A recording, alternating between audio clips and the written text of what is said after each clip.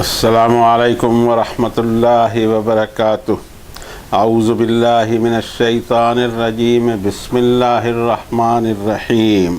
وَكَتَبْنَا عَلَيْهِمْ فِيهَا أَنَّ النَّفْسَ بِالنَّفْسِ وَالْعَيْنَ بِالْعَيْنِ وَالْأَنْفَ بِالْأَنْفِ وَالْأُذُنَ بِالْأُذُنِ وَالسِّنَّ بِالسِّنِّ وَالْجُرُوحَ قِصَاصٌ فَمَنْ تَصَدَّقَ بِهِ فَهُوَ كَفَّارَةٌ لَهُ وَمَنْ لَمْ يَحْكُمْ بِمَا أَنزَلَ اللَّهُ فَأُولَئِكَ هُمُ الظَّالِمُونَ۔ وَقَفَّيْنَا عَلَى آثَارِهِمْ بِعِيسَى ابْنِ مَرْيَمَ مُصَدِّقًا لِمَا بَيْنَ يَدَيْهِ مِنَ التَّوْرَاةِ وَآتَيْنَاهُ الْإِنْجِيلَ فِيهِ هُدًى وَنُورٌ وَمُصَدِّقًا لِمَا بَيْنَ يَدَيْهِ مِنَ التَّوْرَاةِ وَهُدًى وَمَوْعِظَةً لِلْمُتَّقِينَ۔ وَلْيَحْكُمْ أَهْلُ الْإِنْجِيلِ بِمَا أَنزَلَ اللَّهُ فِيهِ وَمَنْ لَمْ يَحْكُمْ بِمَا أَنزَلَ اللَّهُ فَأُولَئِكَ هُمُ الْفَاسِقُونَ۔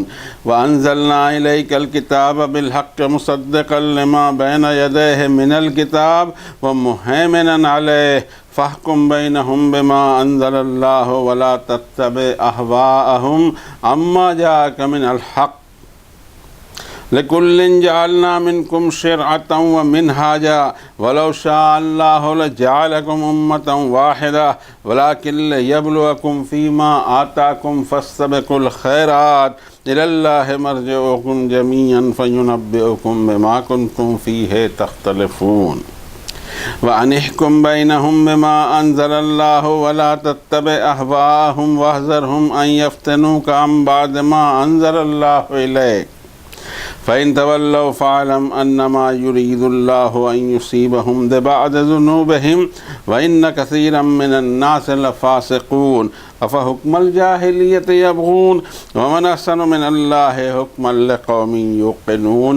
صدق الله العظيم وصدق رسوله النبي الكريم ونحن على ذلك لمن الشاهدين والشاكرين والحمد لله رب العالمين۔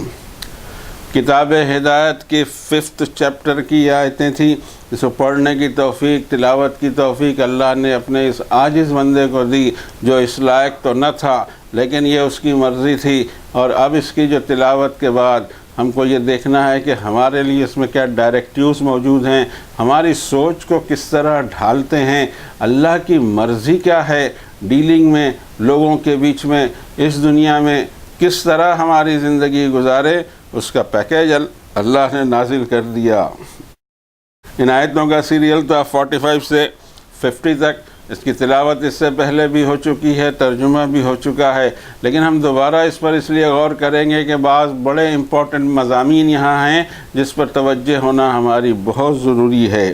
اس لیے کوشش کرتے ہیں کہ اصل الفاظ سے قریب ہو سکیں، اپنی زبان میں اس کے معنی سمجھنے کی کوشش کریں۔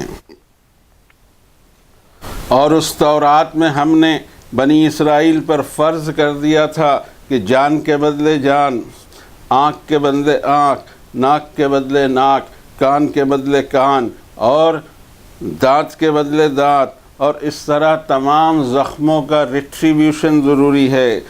اور جو شخص صدقہ کر دے تو یہ مجرم کی طرف سے کفارہ ہو سکتا ہے، اور جو کوئی اللہ کے نازل کیے ہوئے احکامات کے مطابق اپنے فیصلے نہیں کرتا، یہی لوگ ظالم ہیں۔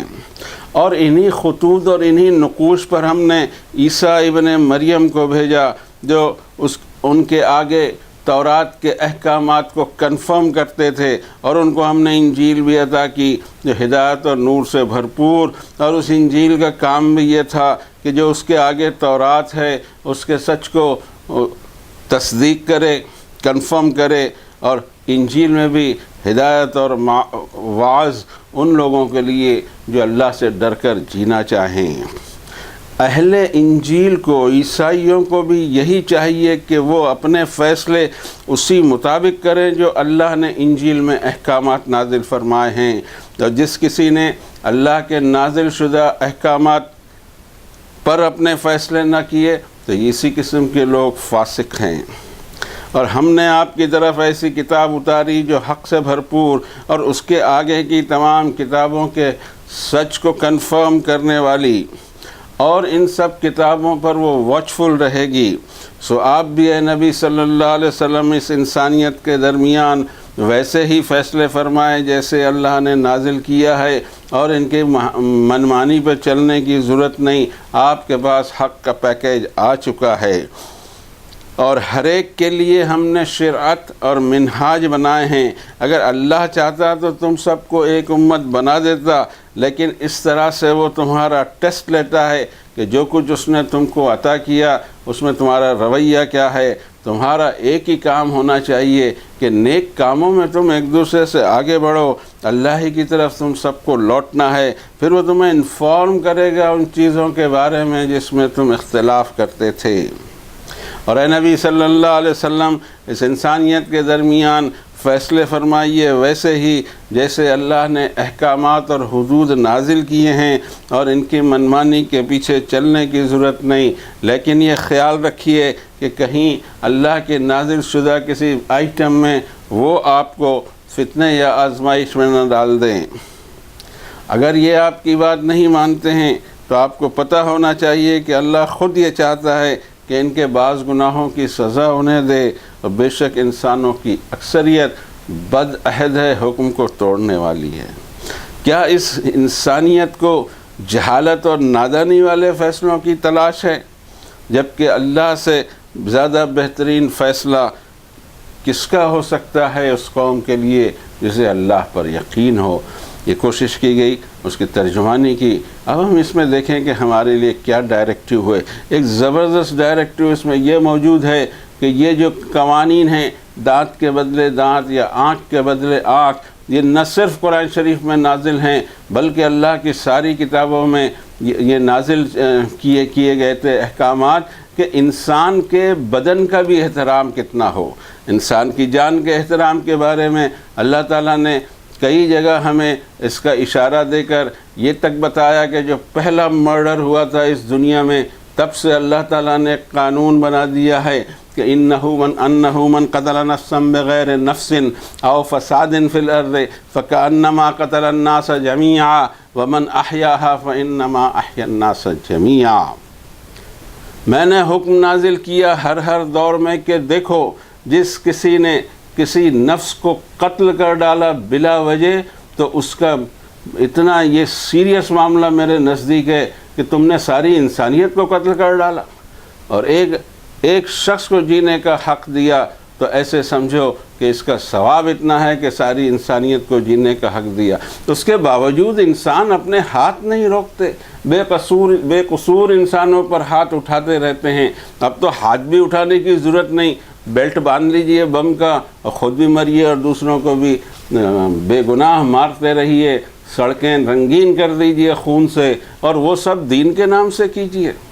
یہ کیسا دین ہے، اور کیسے پھر ہم اللہ کو فیس کر سکیں گے جس میں انسانی جان کا اتنا احترام ہے کہ وما کان للمؤمن ان یقتل مؤمنا الا خطأ۔ یہ پاسبل نہیں ہے کہ کوئی ایمان والا، کوئی مسلم دوسرے مسلم کو قتل کر ڈالے مگر یہ کہ خطا اور بھول چوک ہو۔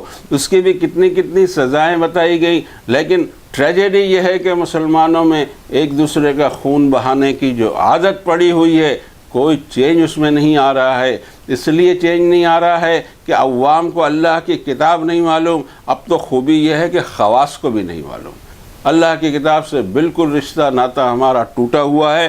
ایک دین جو ہم نے فیبریکیٹ کیا ہے اپنے گھروں میں، یہ ہوم میڈ ہمارا دین ہے، اور ہم چاہتے ہیں کہ اس طرح اللہ تعالیٰ کے فیصلے ہوں۔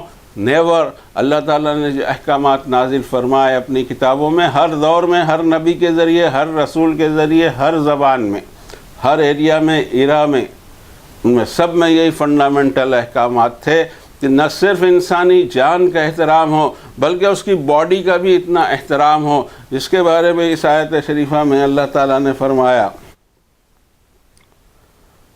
کہ جان کے بدلے جان۔ اگر میں کسی کی جان لیتا ہوں تو مجھے ویری کلیئرلی پہلے سے یہ پتہ ہونا چاہیے کہ میری جان بھی جائے گی، اس کی قیمت کم نہیں چکانی پڑے گی۔ کس طرح میں نے لوگوں پہ ہاتھ اٹھایا، فیصلے میں خود اپنے کرنے جاؤں، یہ بھی ایک سمجھ میں آنے والی بات نہیں ہے۔ جو prevailing system of the society اور احکامات ہیں اللہ تعالیٰ کے، ان احکامات کے نزدیک 3-4 باتیں انتہائی امپورٹنٹ ہیں ایک حکومت ہونی چاہیے یا کوئی اتھارٹی ہونی چاہیے جو ایک سوسائٹی پہ قانون کو نافذ کرے. اس کے بعد قانون کا نفاذ کرنے والی یا جرائم کو روکنے والی ایک پولیس یا شرطہ یا جو بھی کہہ لیجئے وہ ہونا چاہیے. ایک لیجسلیٹو اسمبلی ہونا چاہیے، وہ یہ طے کرے کہ کس گناہ پر کتنی سزا دی جائے گی، اور کسی انسان کے بدن کی بھی اگر توہین کی گئی ہو تو مجرم کو کیا سزا ہو. اور پھر عدالتیں ہوں گی، عدالت میں وہ کیس قائم ہوں گے، گواہیاں قائم ہوں گی. عدالت فیصلہ کرے گی کہ مجرم کو کیا سزا دی جائے، اور اس سزا کے اوپر میں عمل کرنے کے لیے ایگزیکٹو باڈی چاہیے گی. ورنہ میں یہاں عدالت میں فیصلے کرتے بیٹھوں جج بن کر کہ فلاں کے ہاتھ کاٹ دیے جائیں یا فلاں کی آنکھ نکال دی جائے، لوگ میری آنکھیں نکال دیں گے. اس سے پہلے میرے پاس میرے بیک میں اتھارٹی اور طاقت چاہیے کہ اسٹیبلشڈ سسٹم آف گورننس کا، تب جا کے یہ قوانین لاگو ہوتے ہیں. عام انسانوں کے لیے، مجھے اور آپ کے لیے یہ سبق ہے اس میں کہ ہاتھ چھوڑا نہ جائے. اس عدالت میں ہمارا کچھ بھی نہ بگڑے، ہم پکڑے بھی نہ جائیں، اس کے باوجود ایک عدالت لگنے والی ہے آسمانوں پر، اور وہاں فیصلے ہو کر رہنے ہیں، اور وہاں کی سزا یہاں کی سزا سے بہت زیادہ مہنگی ہے بھائی. اور اس کے بعد اب یہ احکامات اس سوسائٹی پہ لاگو ہوں گے کہ کم سے کم یہ لا بننے چاہیے کہ every citizen of the country اور area, every citizen of the society, اس کے بدن کا بھی احترام ہو. آپ نے کسی کو ناحق اگر چوٹ پہنچائی ہے، جان کے بدلے جان دینے کو تیار رہیے. آنکھ کے بدلے آپ کو آنکھ دینی پڑے گی سزا کی صورت میں، ناک کے بدلے ناک، کان کے بدلے کان، ایون دانت کے بدلے دانت. اور اس طرح ہر زخم کا قصاص ہے. ہر زخم پر انسانی بدن کو کی انسلٹ اگر کی جاتی ہے، وہ انسان کیسا بھی ہو سکتا ہے، کالا گورا، افریقن، ایشین، امریکن، مذہبی طور سے بھی وہ کچھ بھی ہو، لیکن اس کا انسان ہونا شرط ہے. اور اگر وہ انسان ہے تو حضرت آدم کے خاندان کا ایک فرد ہے، اور اللہ کے نزدیک اتنا زیادہ اہم ہے کہ اسی ایک انسان کے لیے دنیا کی ساری نعمتیں اللہ تعالیٰ نے پیدا کی. اس انسان کی توہین کرو گے، اس انسان کو تم کاٹ ڈالو گے، اس انسان کا خون بہاؤ گے، اس انسان کے دانت توڑتے بیٹھو، آنکھ پھوڑتے بیٹھو، اللہ کو برداشت ہوگا؟ ایک بڑی اسپیشل مخلوق ہے جو چہرہ اس کو دیا اللہ نے، ایسا چہرہ کسی کو نہیں دیا. جو فنگر پرنٹس دیے، ایسے فنگر پرنٹس کسی کو نہیں دیے. جو کچھ اس کو دیا ہے، اس کی ہر آئٹم ایک انسان کی یونیک ہے، دنیا کے دوسرے کسی انسان سے میچ نہیں ہوتی. اس کے معنی یہ ہیں کہ انسانیت کا ہر ماڈل اللہ تعالیٰ کی اسپیشل دیکھ ریکھ اور حکم کے ساتھ پیدا ہوتا ہے، اور اس کا احترام کرنا ہے. اس کے خیالات بھی کچھ ہو سکتے ہیں، اس کا مذہب بھی کچھ ہو سکتا ہے، لیکن اس کی باڈی کا ہم کو احترام کرنا ہے. اور یہ باڈی کے احترام کے بارے میں جو حکم آیا، اس میں بعض چیزیں سوچنے کے لائق ہیں جو ہم دیکھتے ہیں ساری دنیا میں. ہم کو اتنی ماڈرن دنیا، اتنی ہوشیار دنیا جس کے دعوے بھی ہیں اور واقعی بہت ماڈرن ہے، بہت ساری چیزیں یہاں اچھی ہیں، اس کے باوجود قرآن شریف کا ایک لا ایسا ہے کہ آپ کو دنیا کے کسی ترقی یافتہ ملک میں وہ لا مل ہی نہیں سکتا. اسی لیے یہ رب العالمین کی کتاب ہے اور رحمت للعالمین پر نازل کی گئی ہے. اس کے پیغامات میں رحمت ہی رحمت ہوگی. ایک فیصلہ دیا گیا کہ جان کے بدلے جان یا آنکھ کے بدلے آنکھ، اس میں انسانیت کے لیے رحمت ہے کہ وہ اپنے ہاتھ نہ چھوڑے. اور اس کے بعد میں قصاص اس کو کہتے ہیں، جسٹ ریٹریبیوشن اور سزا آف دا جرم. سورۃ البقرہ میں اللہ تعالیٰ فرماتے ہیں اس آیت شریفہ میں، آیت نمبر 178، یا ایھا الذین آمنوا کتب علیکم القصاص فی القتلی، اے لوگو جو ایمان لائے ہو، تم پر فرض ہے کہ مرڈر کے معاملات میں ریٹریبیوشن چاہیے، وہ قانون چاہیے. یہاں پر میں ایک تکلیف یہ آج کی موجودہ دنیا میں یہ ہے کہ میں نے کسی کا قتل کر ڈالا، اب مجھے پھانسی کی سزا اگر ہو رہی ہو تو اس میں ہیومینٹی کے حوالے دیے جاتے ہیں کہ ہیومینٹی کے حوالے سے اس کو عمر قید کر دی جائے، پھانسی پہ نہ لٹکایا جائے. لیکن مجھے یہ بتایا جائے کہ جب میں نے کسی کا قتل کیا تھا تو اس میں ہیومینٹی کا کون سا معاملہ تھا، میں نے اتنا گھناؤنا جرم کیا ہے، میری جان کی قیمت ہی اس کو ادا کر سکتی ہے، وہ بھی صرف یہاں. ابھی تو باقی رہ جائے گا آخرت کا حساب۔ رب تعالیٰ نے کہا فرض ہے یہ کہ جتنے بھی مرڈرز ہوتے ہیں اس میں قصاص یا ریٹریبیوشن کا لا بناؤ، لیکن یاد رکھو کہ الحر بالحر والعبد بالعبد والانثى بالانثى، انسان کی جو پوزیشن ہے، مالی پوزیشن یا اس کا سوشل اسٹیٹس ہے، اگر وہ آزاد ہے، بہت اونچی چیز بھی ہو کوئی، لا یہی لاگو ہوگا۔ اگر وہ سماج کے لوور اسٹراٹا سے آیا ہوا ہے تو بھی یہی لاگو ہوگا، اور کوئی مرد نے جرم کیا ہے تو بھی یہی سزا لاگو ہوگی، اور کسی خاتون نے یہ جرم کیا ہے اس پر بھی یہی سزا لاگو ہوگی۔ اس میں انسانیت کے درمیان کوئی تخصیص نہیں ہوگی کہ ایک بہت بڑے آدمی نے ایک چھوٹے سے آدمی کو قتل کر دیا۔ آدمی کوئی چھوٹا بڑا سرے سے ہوتا ہی نہیں، سارے انسان اللہ کے نزدیک یکساں ہیں۔ جان کیوں لیا اس کی، اب اس پر تجھے سزا ملے گی۔ لیکن اس میں جو سب سے اہم پوائنٹ ہے جو اس آیت میں بھی بیان کیا گیا اور سورۃ البقرہ میں بھی، وہ اوور لک ہو جاتا ہے، ہم بات کو سمجھتے نہیں ہیں اور پھر ہم متاثر ہو جاتے ہیں دلائل سے۔ صرف متاثر وہ آدمی ہوگا جسے قرآن شریف نہیں معلوم ہے، قرآن شریف کی اسپرٹ نہیں معلوم، ورنہ وہ متاثر نہیں ہو سکتا۔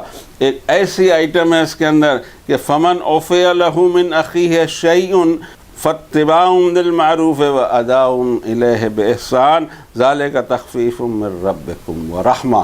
اس میں بھی میں نے تمہارے لیے رحمت کا ایک پوائنٹ رکھا ہے کہ جس کا مرڈر ہو گیا، اس کے جو نیئر ہیئرز ہیں، اس کے وارثین ہیں، اگر وہ کوئی کفارے کے اوپر میں، کسی کمپنسیشن کے اوپر میں راضی ہو جاتے ہیں تو وہ کفارہ ہو جائے گا اور ایک جان بچ سکتی ہے۔ ایسا نہیں ہے کہ عدالت تو پھانسی کی سزا دے لیکن پریزیڈنٹ یا پرائم منسٹر معاف کرتے بیٹھیں۔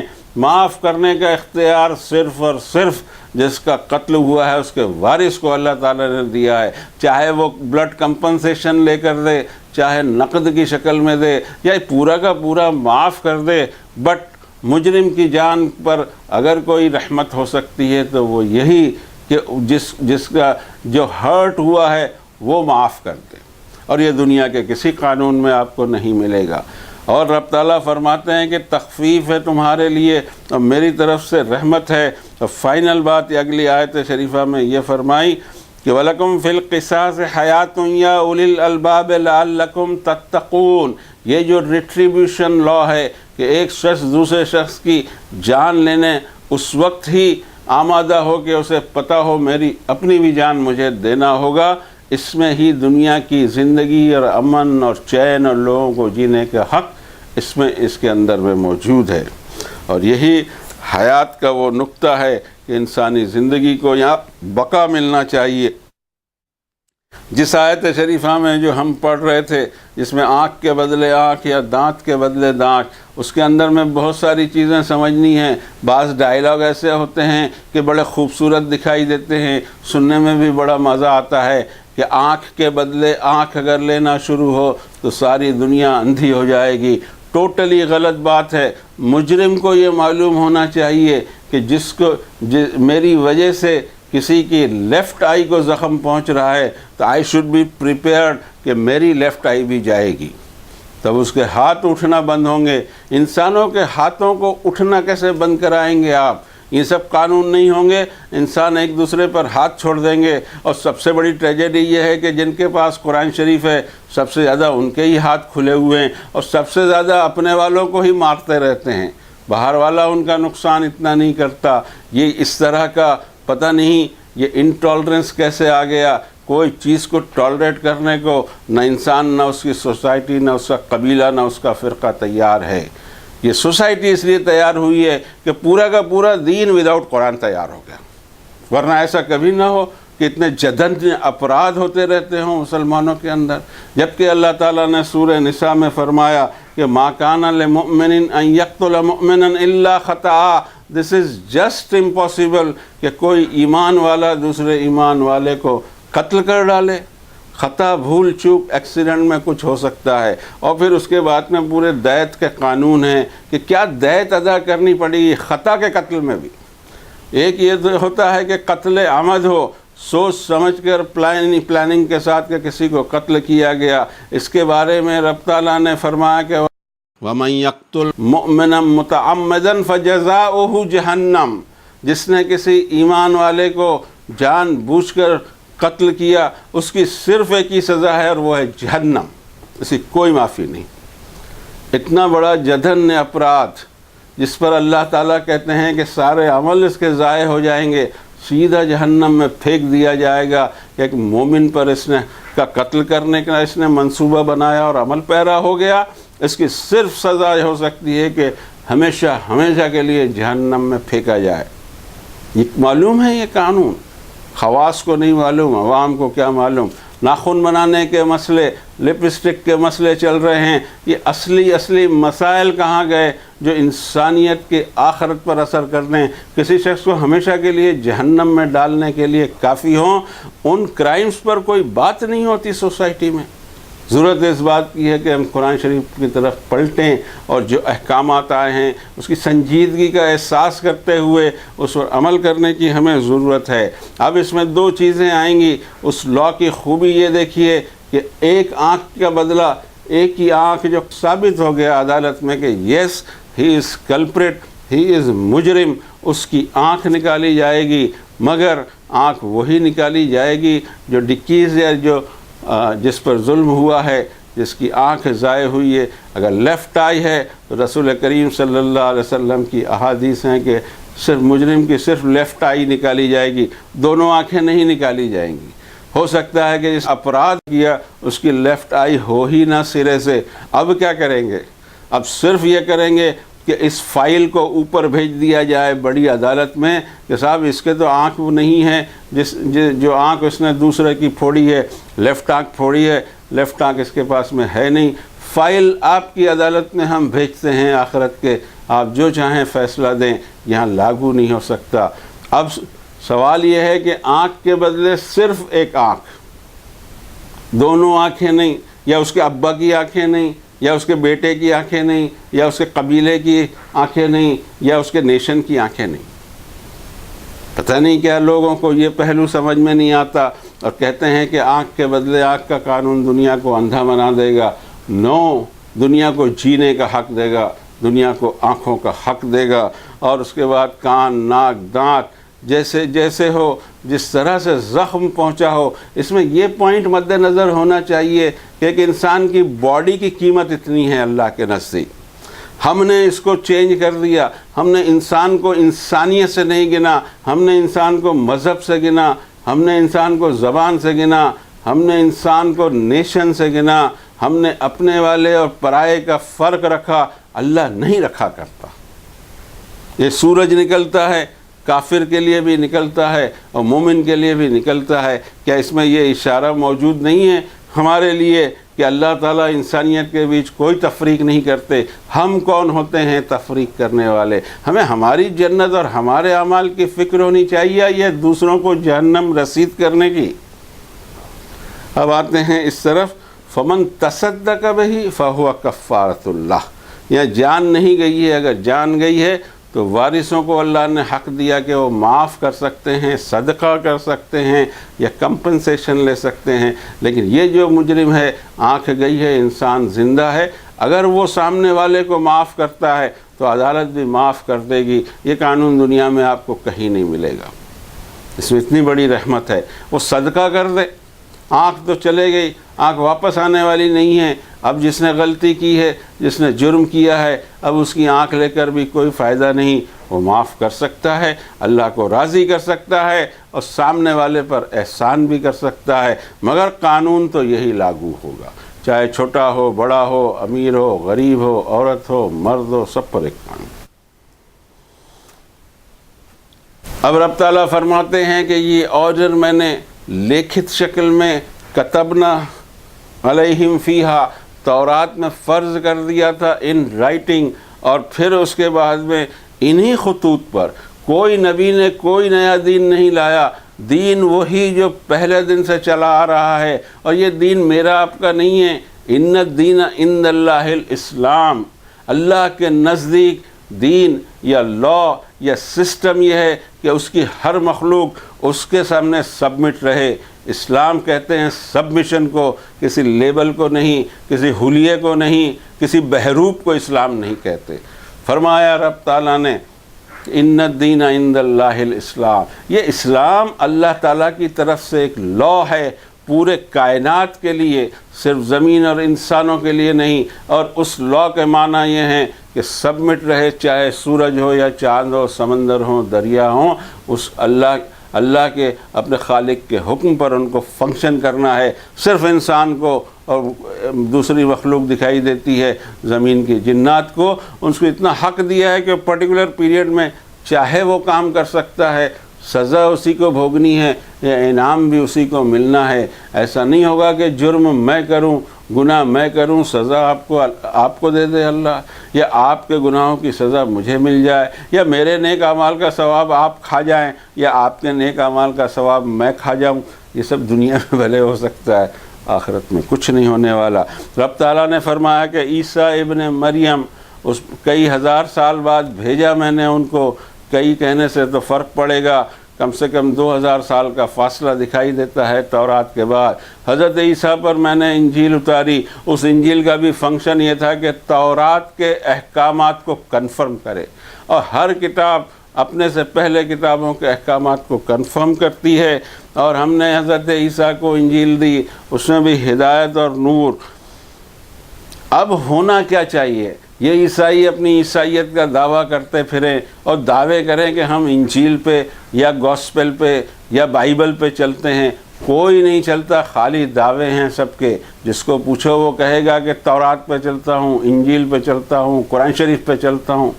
ارے وہ دوسرے شریف تیار کر رکھے ہیں، اس پر چلا جاتا ہے۔ اللہ کی کتاب کو کون ریفر کرتا ہے؟ جب ہمارے تمہارے گھروں میں 1400 سال سے کتاب ہے، روزانہ اس کو پڑھتے ہیں، نمازوں میں دہراتے ہیں، اس کے بعد بھی قرآن شریف پہ عمل کرتے ہیں کیا؟ اس کی تو ٹھیکیداری ہم نے اسکالرس کو دے رکھی، یا اس کی ٹھیکیداری میں 14 علوم کی ضرورت ہم نے ڈالی، اللہ نے نہیں ڈالی۔ رسول کریم صلی اللہ علیہ وسلم نے ہر ایک کے سامنے کہ کتاب اللہ پڑھی، لوگوں کو ایمان آتے گیا۔ اور ہمارا معاملہ ہے کہ پوری کی پوری کتاب اللہ کی ہمارے گھر میں ہے اور ہمارا ایمان نہیں بڑھ رہا ہے۔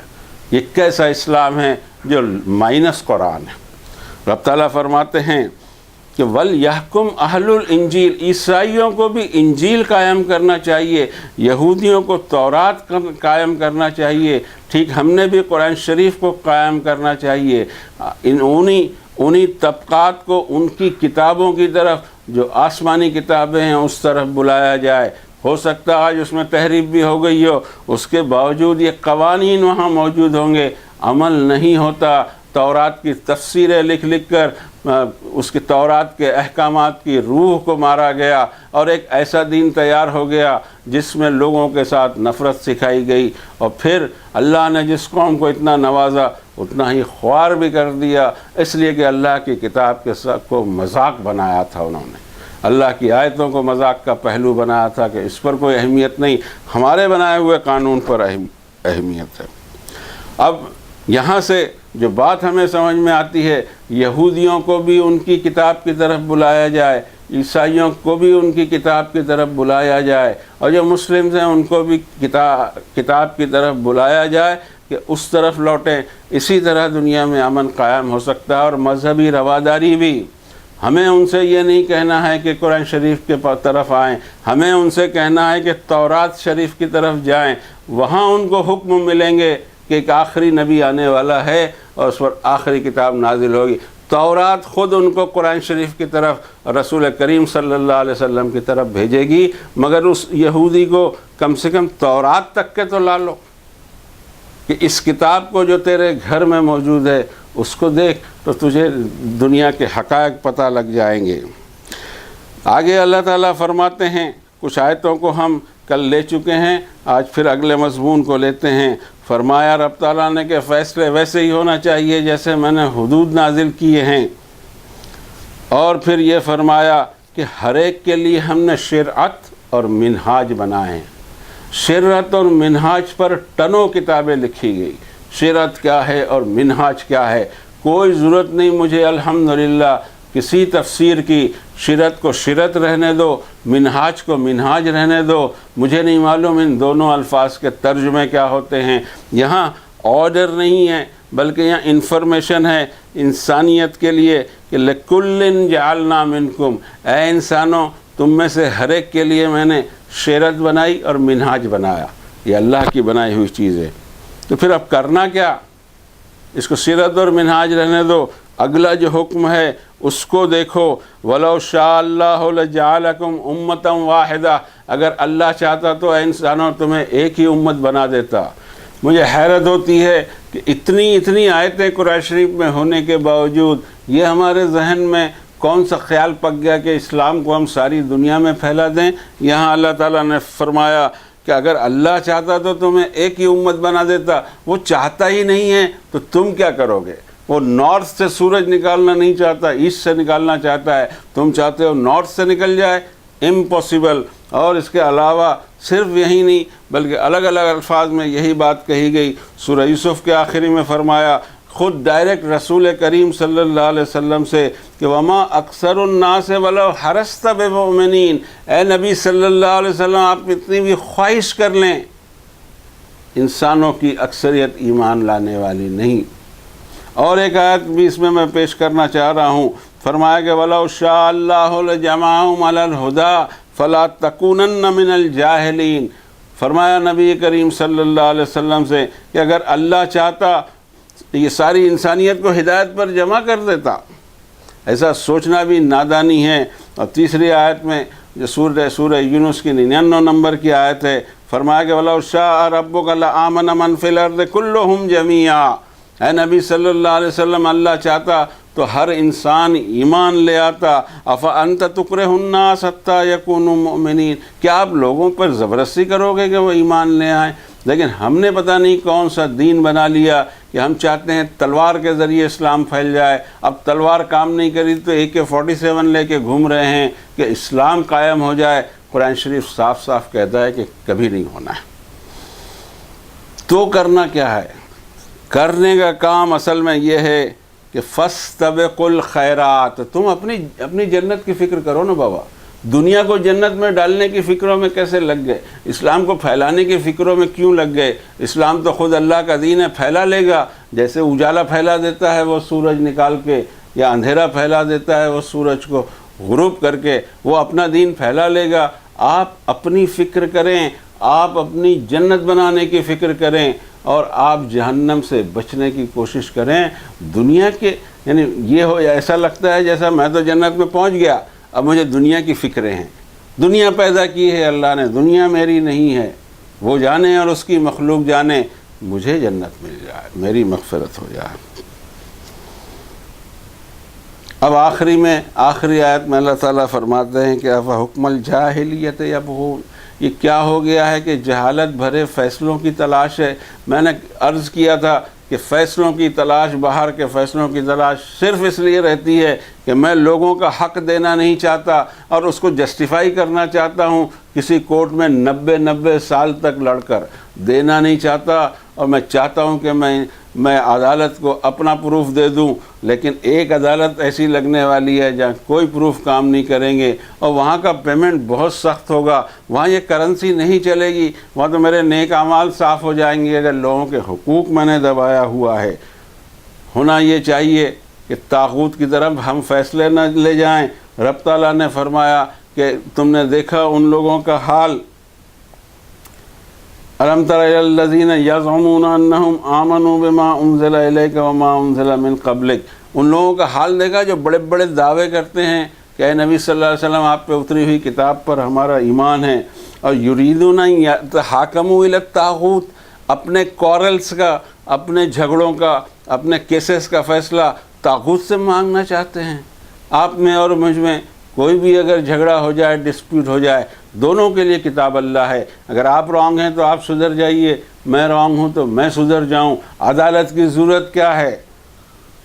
لیکن ایسا ہوتا نہیں ہے، مجھے پتہ ہے کہ میں رانگ ہوں، لیکن اب عدالت میں جا کے میں اپنے آپ کو رائٹ ثابت کرنا چاہتا ہوں۔